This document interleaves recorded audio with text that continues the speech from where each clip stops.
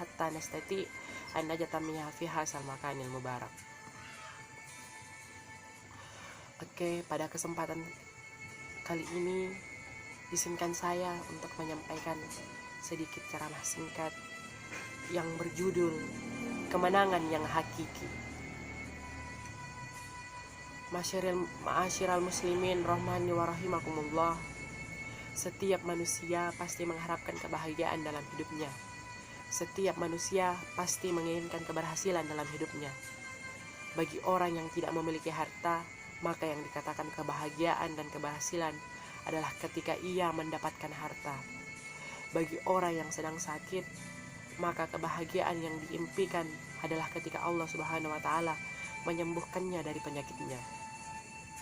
Bagi seorang pemuda yang belum pernah menikah, maka kebahagiaan menurutnya adalah ketika Allah Subhanahu wa taala memberikan pasangan yang dapat menerima ia apa adanya. Maka muncul pertanyaan, bagaimanakah keberhasilan yang sebenarnya? Bagaimanakah kebahagiaan yang hakiki? Kebahagiaan yang tidak ada kesedihan lagi setelah itu.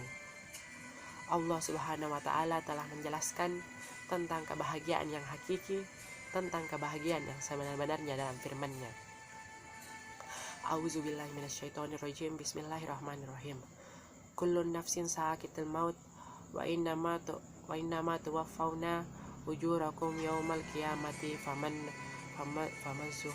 zuhriha wa minan nari wa udkhilul jannati faqad fazaw ma hayatud dunya illa mataul gurur, yang artinya setiap jiwa pasti akan merasakan kematian, dan sesungguhnya pada hari kiamat sajalah disempurnakan pahala kita. Barang siapa dijauhkan dari neraka dan dimasukkan ke dalam surga, maka sungguh ia telah beruntung. Kehidupan dunia ini tidak lain hanyalah kesenangan yang memperdayakan. Quran Surat Al-Imran ayat 185. Para jamaat rahmani wa rahimakumullah. Kehidupan dunia ini jika dibandingkan dengan kehidupan akhirat, maka tidak ada apa-apanya. Kehidupan dunia ini jika dibandingkan dengan kehidupan akhirat hanyalah seperti waktu pagi dan waktu sore saja. Sebagaimana firman Allah Subhanahu wa taala dalam Al-Qur'an surat An-Nazi'at ayat 146 yang mengatakan bahwa pada hari mereka berbangkit itu, mereka merasa seakan-akan tidak tinggal di dunia, melainkan sebentar saja di waktu sore atau pagi hari saja. Dunia ini adalah ladang tempat beramal, bukan tempat penghisapan atau perhitungan. Dunia ini merupakan modal untuk meraih kebahagiaan yang sebenarnya di akhirat.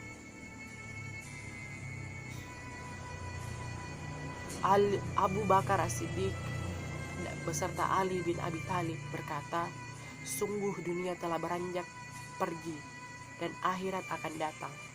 Masing-masing dari keduanya memiliki anak-anak, maka jadilah kalian menjadi anak-anak akhirat dan janganlah kalian menjadi anak-anak dunia.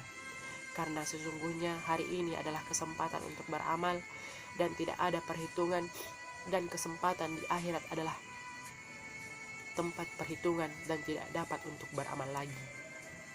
Maka ingatlah pada hari ini kita akan kembali kepada Allah Subhanahu wa taala, yang mana pada saat itu Allah akan memberikan balasan dari apa yang telah kita amalkan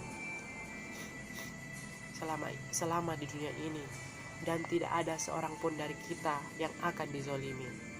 Saat itulah seorang yang akan mendapatkan hasil dari apa yang telah dilakukannya selama di dunia.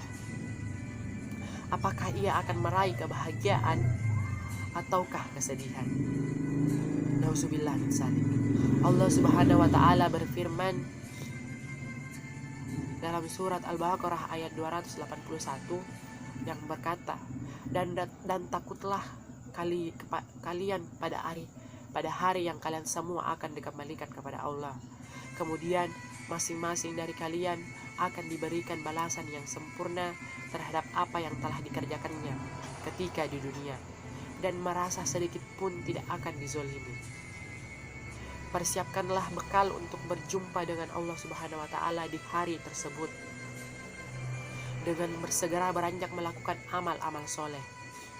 Karena ini adalah cara untuk mendapatkan kebahagiaan di akhirat. Karena inilah cara untuk mendapatkan surga Allah Subhanahu wa taala yang penuh dengan kebahagiaan. Dan ketahuilah bahwa kebahagiaan surga itu mahal harganya. Rasulullah Shallallahu alaihi wasallam pernah bersabda, barang siapa yang takut maka ia harus berangkat pagi, dan barang siapa yang berangkat pagi maka ia akan segera sampai tujuan. Ingatlah bahwa dagangan Allah itu mahal. Ingatlah bahwa dagangan Allah itu adalah surga. Akhirnya kita memohon kepada Allah Subhanahu wa taala agar diberikan kemudahan dan keistiqomahan di atas Islam dan sunnah. Kita juga memohon kepada Allah Subhanahu wa taala agar diberikan husnul khotimah. Amin amin amin ya rabbal alamin.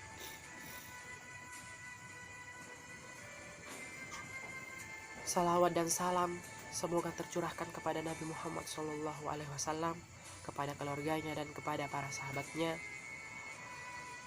Terakhir saya ucapkan mohon maaf apabila ada salah-salah kata dari apa yang saya sampaikan. Ketika ada kesalahan itu asalnya dari pribadi saya sendiri. Jika yang saya katakan itu benar, itu datangnya dari Allah Subhanahu wa taala. Wassalamualaikum warahmatullahi wabarakatuh.